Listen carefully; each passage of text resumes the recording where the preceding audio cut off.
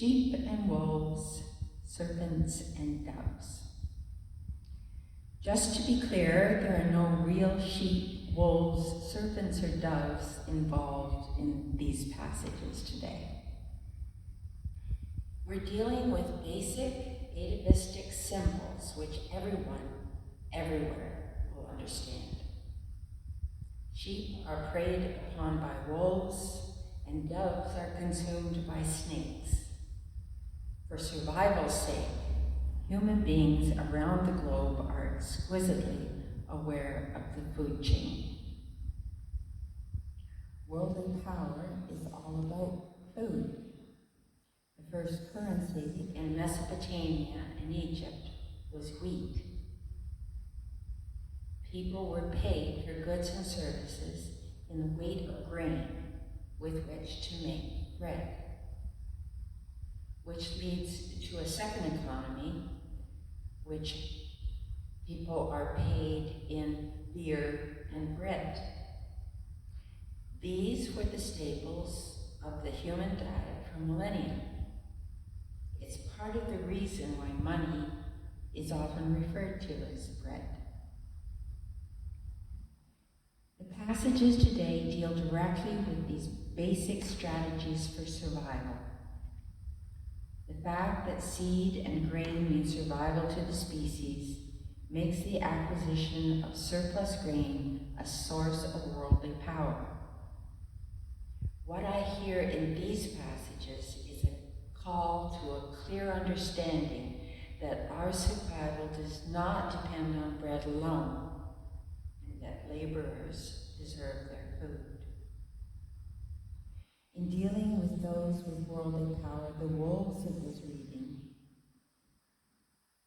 a follower of our teacher can use the symbolic virtues of the predator, prey, snake, dove, and maintain focus on their own wisdom and innocence. In other words, keep their integrity. Integrity, that sense of wholeness as a human child of God, is our only defense as sheep before the snarling wolf. What we are not called to do is to change into wolves ourselves. The wolves are still coming for the sheep, for their vote, for their money, and support for their position of power. They lie, mostly, and they wear sheep's clothing.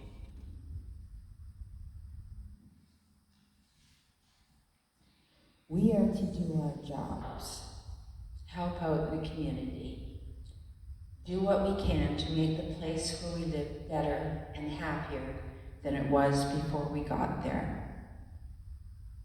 We are to help people get better with whatever gifts we have.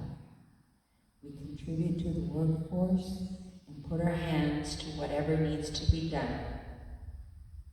The community that does not and cannot appreciate these gifts is not worthy of them and must be abandoned as you would, as a sheep, abandon a pack of wolves.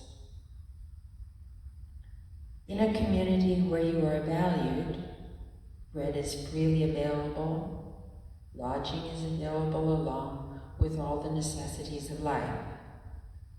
In this sort of culture, it's easy to travel light. You have no need of anything to ensure your survival. Your life is in the hands of others and the grace your faith provides. As disciples of Jesus physically traveled and helped to reinforce the communities that were willing to support their message of peace, hope, and faith, and abundant life for all, we can mimic their behaviors situation by situation rather than village by village. How well do we appreciate all those who do for us with no thought of a return? Our job, as Jesus saw it, was to make sure that they have food, clothing, and shelter. And in the last analysis, there is none that cannot contribute, even if it is being a bad example. Even the great Dr. Schweitzer had to deal with the propensity of human nature not to value anything that does not have a price tag. He found that the people that he helped actually sought him out and responded to his treatment if he demanded payment of, wait for it, food in return. His real discipleship was still to offer his help for free, so that the people he served would learn this basic principle. Laborers deserve their food and have, by corollary, no need to ask. The serpent is a symbol of wisdom because it can wriggle itself out of just about any dire circumstance. The convolutions of its body make it difficult for both prey and predator to get a handle on them. The serpent also operates silently. It uses the strength of its character rather than force to maintain itself. Anyone who has read King Solomon's Mines know that doves are not inherently gentle, as they are often seen, but their big eyes and charming behavior and white plumage have made them a symbol of peace and security. A dove presents no aggressive signals. They do not raise their voices but to coo and blink in the face of danger, not provoking aggression by its behavior. This is innocence as defense. Even so, wisdom and innocence can only protect so far, and there will be those who will remain aggressive out of willful ignorance.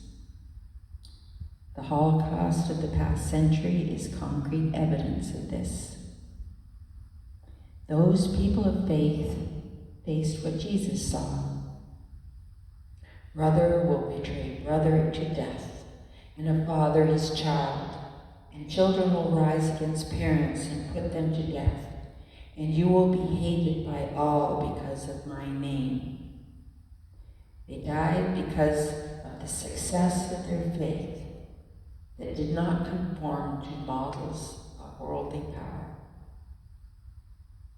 Still today, those who are tenaciously gripping power gained by division and force are persecuting people of faith through sheer willful ignorance of the peace of God.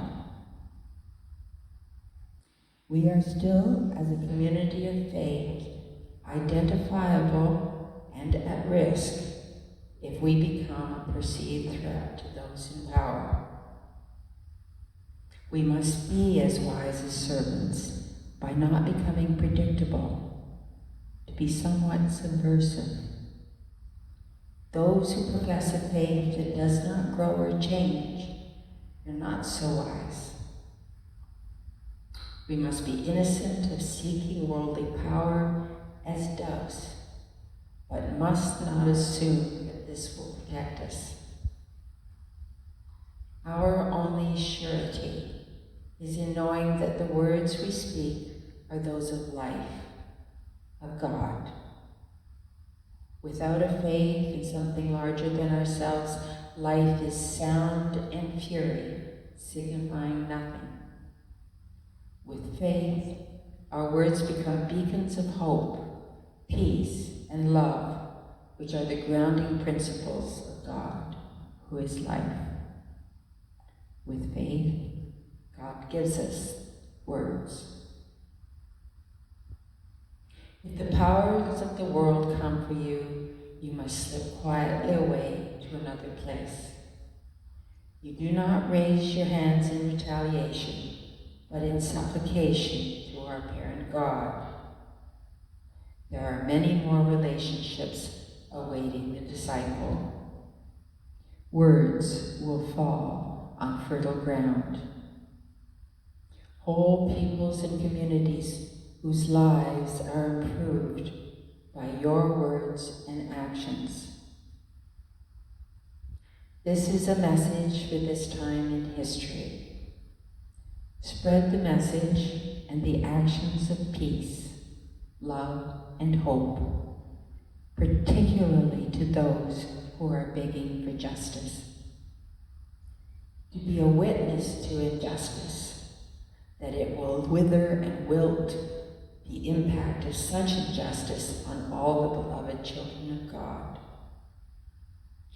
There is time enough on God's clock to get us to where life intends us to be. Next Sunday, we will celebrate anticipation of the arrival